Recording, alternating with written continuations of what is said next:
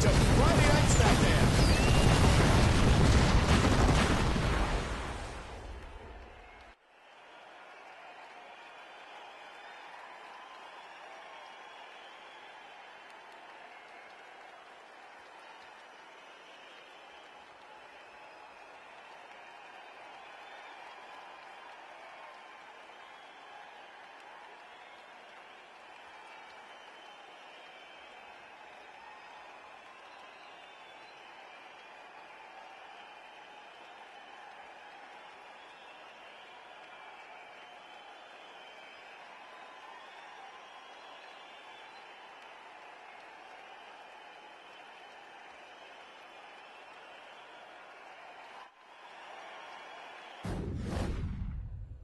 Two, three.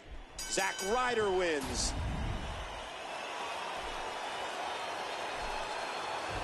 I like to drive with the top down, rolling like thunder, always drawn around. Every babe's gonna want a piece of me. He gets a big victory here tonight. Love him or hate him, that was an incredible match. Zack Ryder. Tell me everything you know.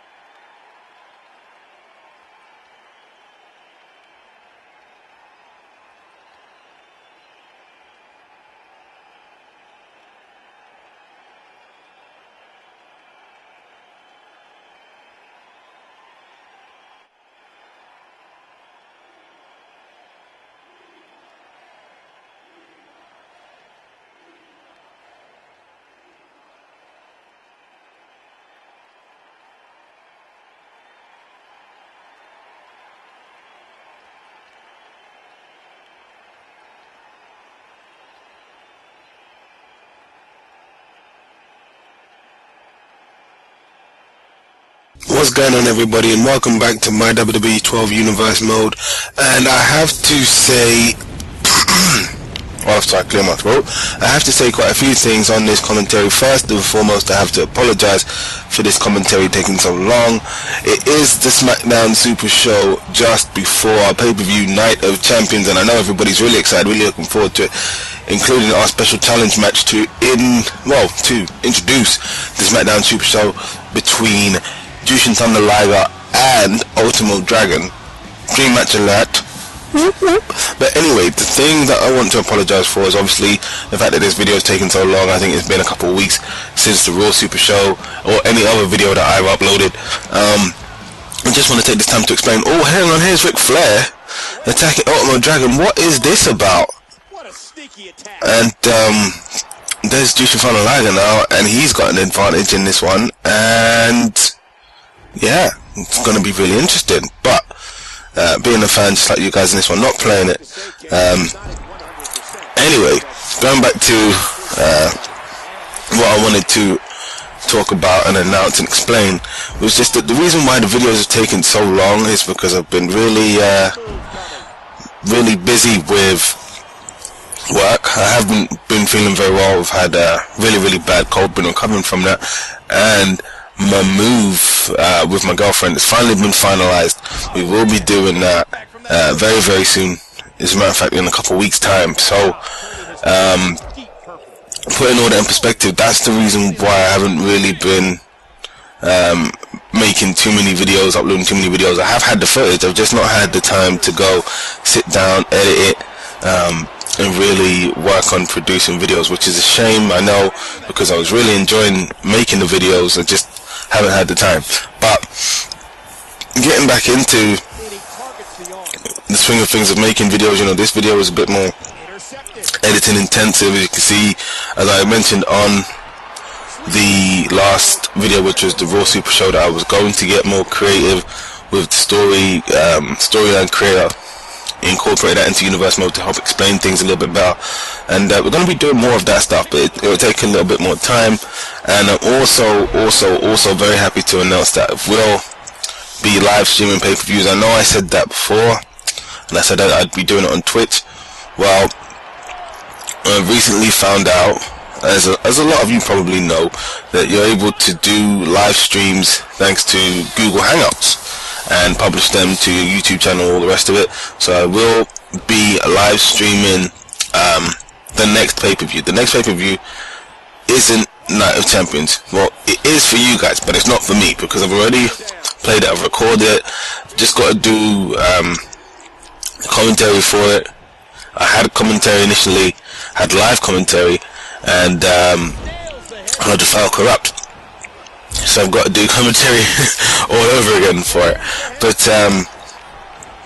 yeah, I will be live streaming pay-per-views from now on. I may even live stream sections of the universe mode in one go, depending on how I feel, depending on what you guys think. But the reason why I want to do the live streams is that it's going to be able to allow me to bring out more regular content on a regular basis, to be regular. I know, but I think maybe I will keep this series to just the pay-per-views being live streamed, or maybe like a special event if you guys request it, that you guys want to see the universe mode done live, etc. But definitely the pay-per-views will be live, and I'll also be live streaming my walkthroughs of other games, playthroughs of other games. I know I advertised a Ghost Recon Future Soldier walkthrough. I will definitely be doing that. And I've also got Max Payne, so I'll definitely be doing a walkthrough of that as well. And Keeper Knows just as live streamed. Maybe a couple other games, I don't know, I see how I feel.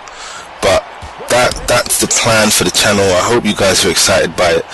And I'm really looking forward to it.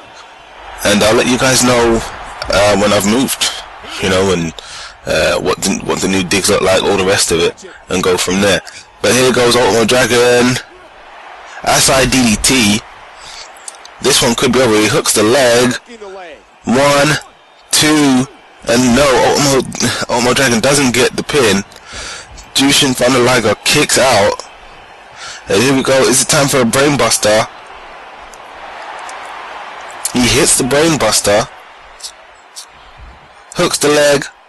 1, 2, and 3. There you have it, the winner of our special international challenge match, Jushin Thunder Liger. Even though Ultimo Dragon was attacked ahead of this one by Ric Flair. Now what the hell does that mean? Why did Ric Flair attack Ultimo Dragon? We have no idea, but here is your winner, Jushin Thunder Liger.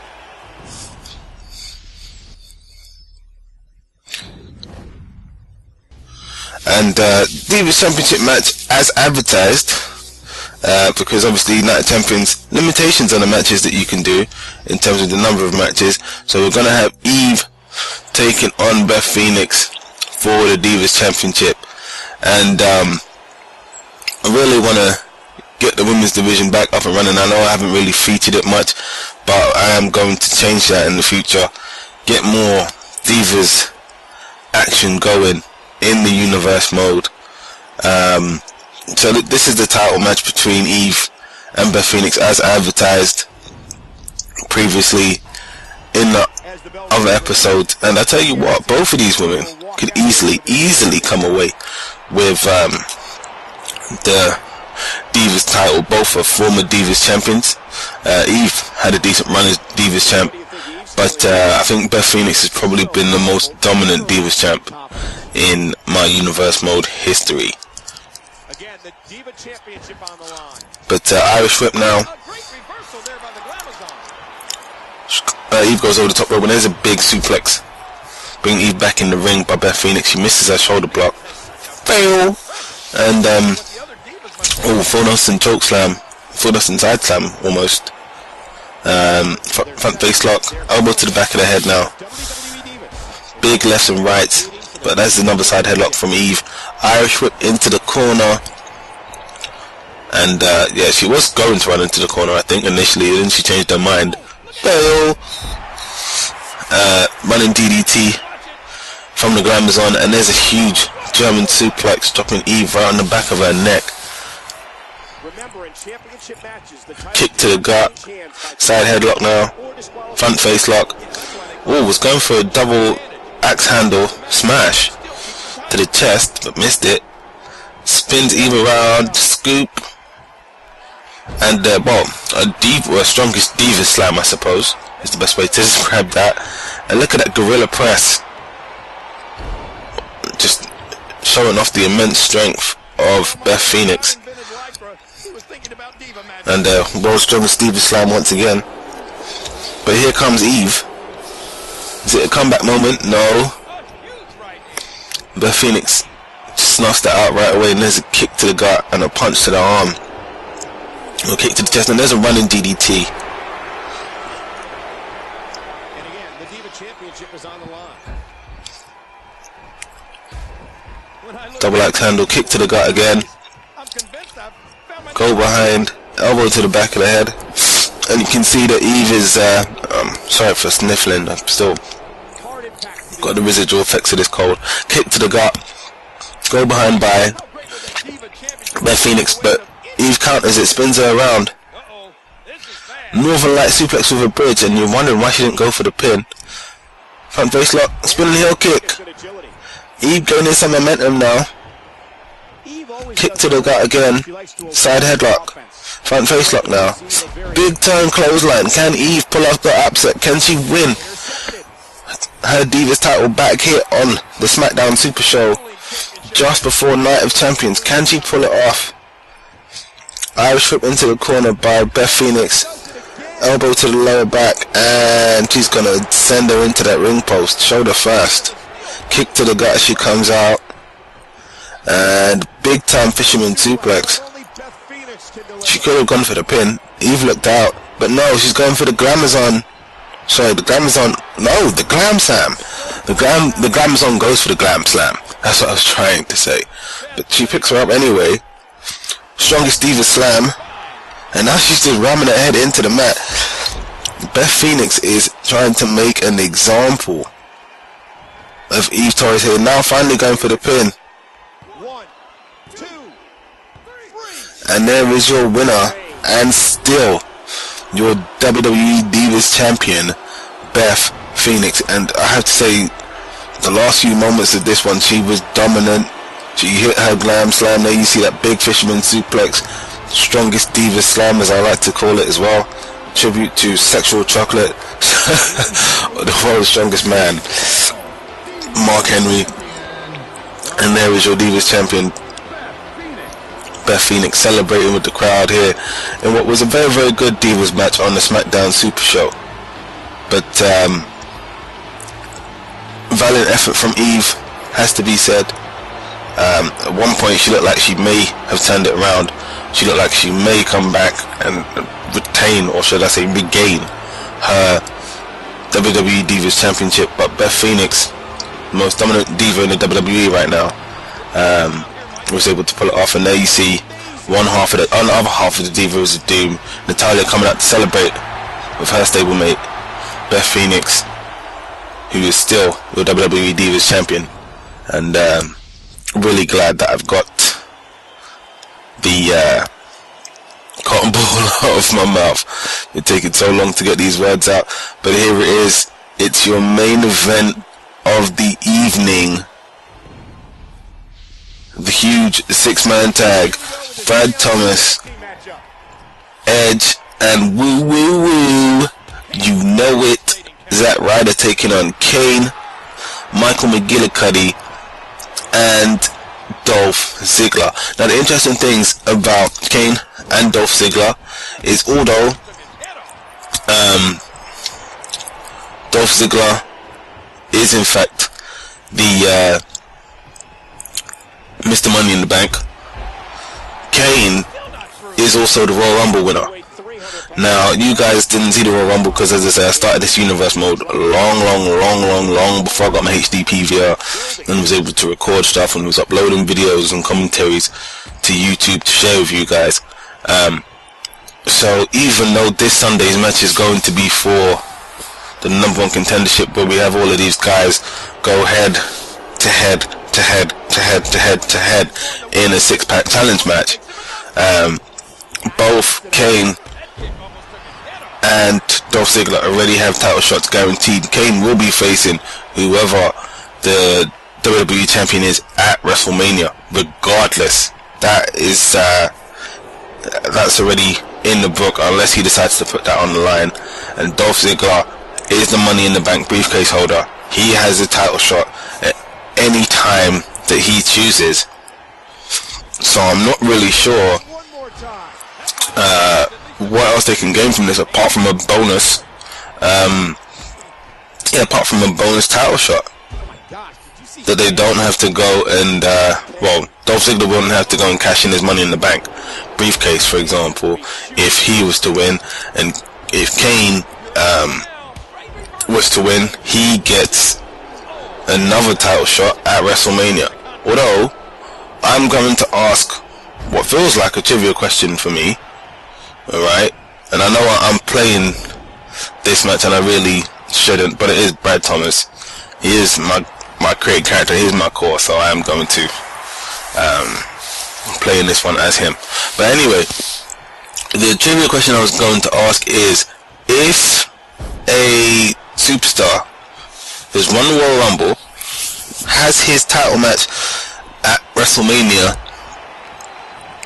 guaranteed, and then he wins another title match where he subsequently wins the WWE or World Heavyweight title, what happens to his title shot at WrestleMania if he's the champion at WrestleMania? Does it get voided? Well, I suppose it must do. But if he's the Royal Rumble winner, then what? Surely he, theoretically at least, retains his WWE title shot, and you could potentially set up a champion versus champion match.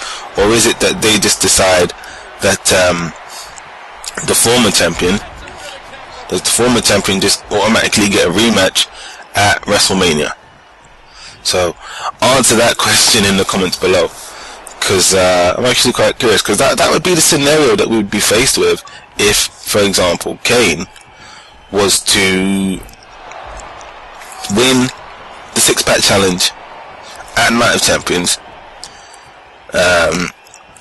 beat Cody Rhodes or whoever is the WWE champion, and then be the WWE champion going into WrestleMania. Now I know between now and WrestleMania there's going to be a whole slew of number one contenders for the WWE Championship, it goes without saying, but as Kane is the Royal Rumble winner, he's still, for the lack of a better term, owed that WWE title shot. So let me know what you think in the comments below in regards to that. And I want to say a big shout out to James. He's been leaving a few comments on my last few videos. Thank you very much for your comments, James. Really appreciate it. Really appreciate the support. And I really want to thank everybody who's been viewing the content, leaving likes, even the people that left a dislike. I was going through my analytics, saw a couple of dislikes in there. I tell you what, I'm going to set you guys a challenge, the people that leave me dislikes. And I'm not upset with the fact that you leave me dislikes. That's not what it is. You know what, you still take the time to watch my video, so thank you for that. But the thing that I want to ask you guys that left a dislike is, tell me what it was exactly that you didn't like in the comments. That's what I want to know. Is it that I'm playing the matches? Do you think it's too easy for me? Do you think I should put the difficulty up to legend? What do you think it is? The reason why I don't play on legend is just because and this is it's quite a long video, this one, so I'm going to be talking for a while. But the reason why I don't play on Legend is just because my Universe Mode series doesn't focus on just one guy. I was going to have my Universe Mode series, initially the plan was for it to focus just on my create character, Brad Thomas, and to show how well or how poorly he does, or focus on, say, somebody like Zack Ryder or Drew McIntyre, elevate them, for example, in the Universe Mode series. But because I'm not focusing on any one guy, or say, for example, a guy from Raw and a guy from SmackDown, or what have you, because I'm not doing that, and I'm actually trying to progress several superstars and several feuds all at the same time to keep my universe interesting for me and for you, I end up playing a lot of matches and creating a lot of matches. And while it's fun for me to not play the pay-per-views to find out exactly how the pay-per-views would pan out in a pure simulation sense, sometimes you know, like, it's also fun to play the game. It's also fun to play the matches, to try to win, and obviously to help shape my storylines in the way that I need them to go, or I want them to go, for me to be able to tell a certain story in the Universe Mode, you know, or at least to trigger it. Like, for example, initially you had the whole thing with Brad Thomas and the family, and that went on for a couple weeks. You had the thing with the family and Triple H, that went on for a couple of weeks, and then, you know, from that you got the whole thing with Alberto Del Rio and Triple H. You got the thing with Chris Jericho now and Brad Thomas. You've got Cody Rhodes coming back to be WWE champion. There's been lots of twists and turns, especially with Zack Ryder. Zack Ryder's been a particularly interesting story in my Universe Mode. He was a face, turned heel, came back a face, and is now part of the WWE title scene, which is absolutely huge. And you know, without that initial, I suppose, quote unquote, setup of those storylines, they wouldn't have evolved to where they are, because back when Zack Ryder was feuding with MVP, I don't think anybody would have thought that Zack Ryder would have come back to be a part of the WWE title scene, especially to come back and be a face. But you know, that's the beauty of the Universe Mode at the moment, and one of the reasons why I really enjoy the game. For me, that's where I get the replay value.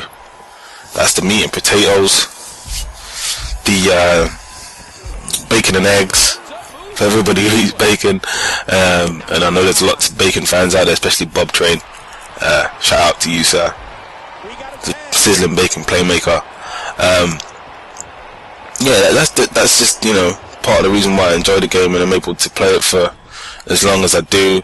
I know that some people had SmackDown vs. Raw 2011 with the first ever Universe Mode, and it sometimes got a little bit stale for them. But this Universe Mode was something and is something that keeps on giving, and I have to say I'm really looking forward to what Universe Mode 3.0 has to offer in WWE 13. I think that's going to be really fantastic mode, and looking forward to what they do with it. I've seen a couple new screenshots of WWE 13, especially the new arenas, and I have to say that the 1998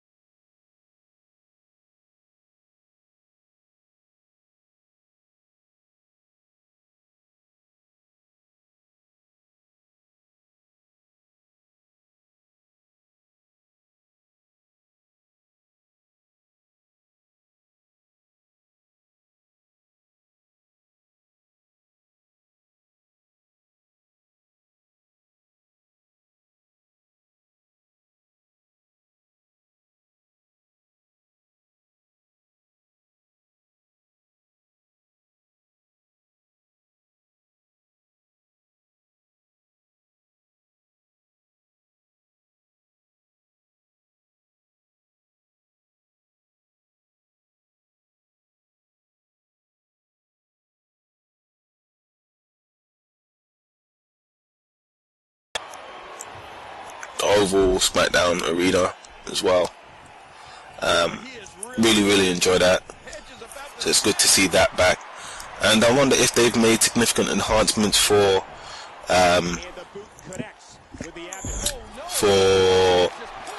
creating arena.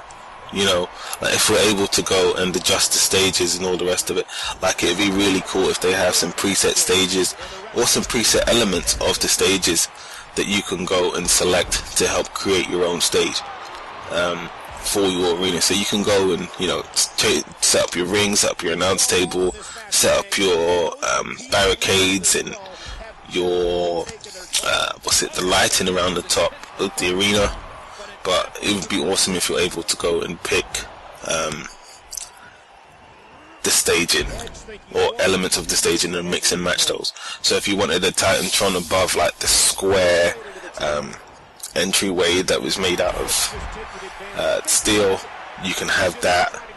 Or you can have like an oval Titantron, you can have a Titantron to the side as well.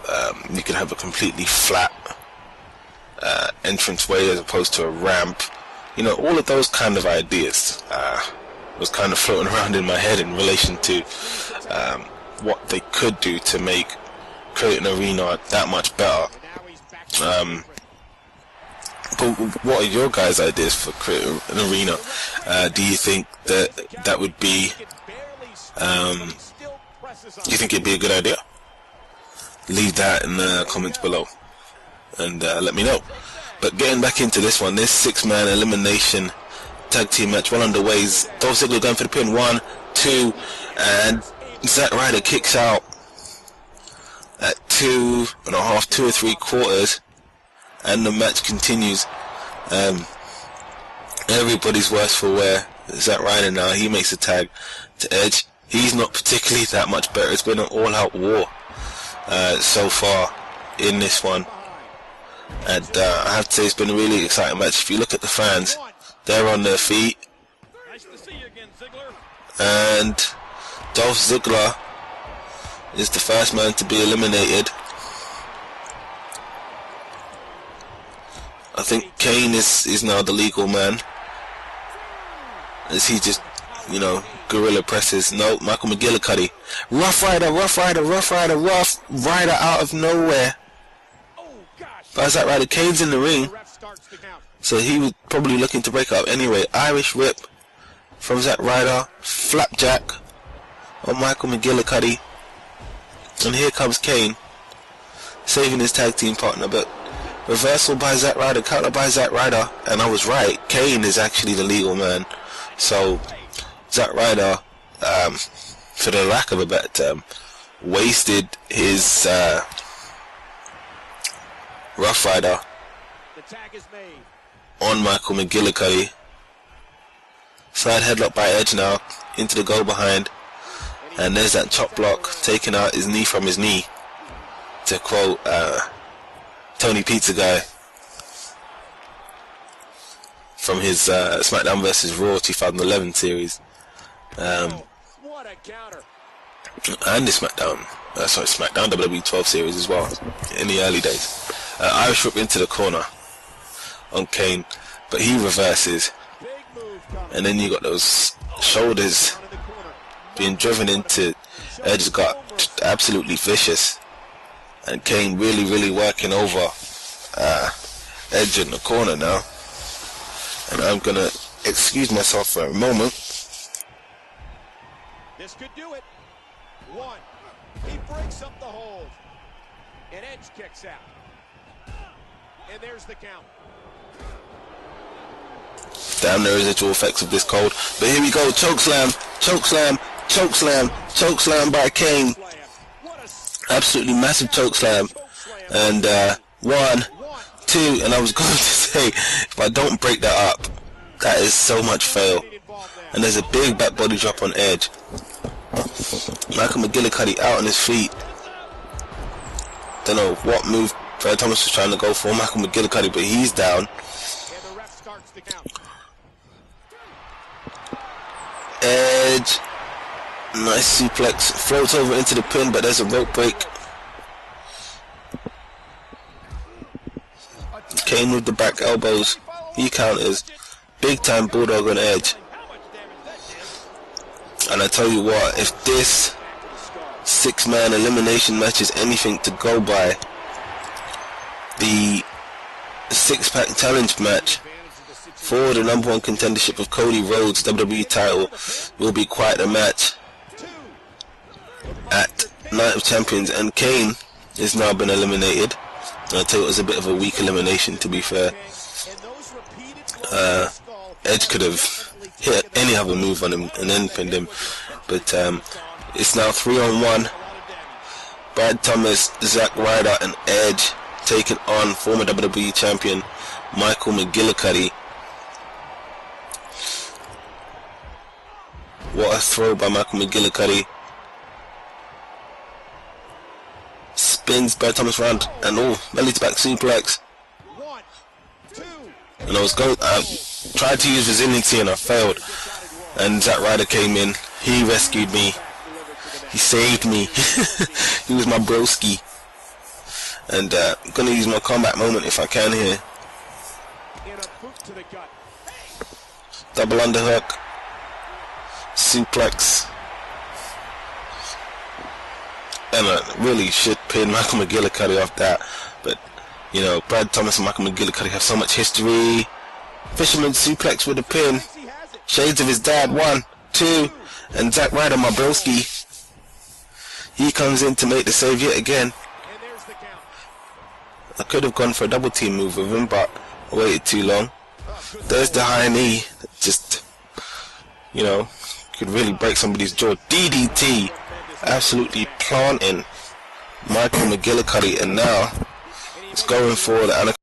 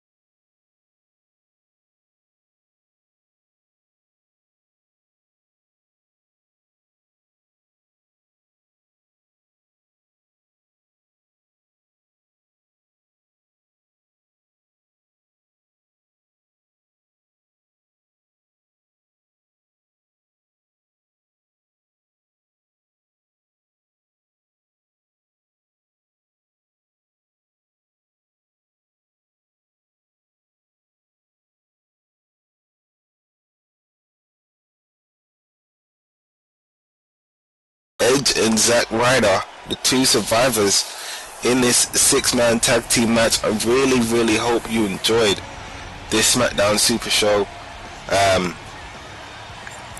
Fantastic main event, fantastic Divas title match, and a very interesting international challenge match between Ultimo Dragon and Jushin Thunder Liger. But if you enjoyed the episode, leave a like on the video. I will see you guys for Night of Champions.